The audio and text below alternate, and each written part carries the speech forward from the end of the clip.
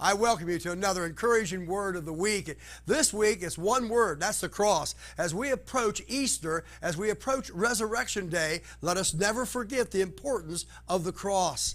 Because when God sent His only begotten Son into this world, He sent Him in this world to be a sacrifice, a living sacrifice, a blood sacrifice, and He hung upon a cross that you and I may not perish but have everlasting life. It's an exciting time of year, but it's also an exciting subject.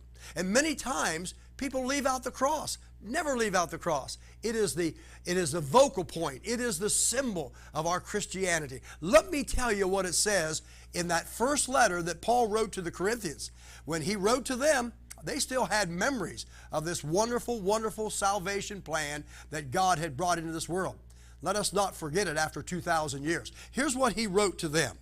In the 18th verse of the first chapter of what we call 1 Corinthians, his letter to the Corinth people, he says this, "For the preaching of the cross is to them that perish foolishness, but unto us who are saved it is the power of God."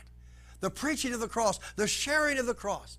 You know, many times, and this has happened not too long ago to me, someone will write to me and say, you know, I live in this state or that state, I don't have a church where I'm at, or I just moved to a certain location, and I'm looking for a church.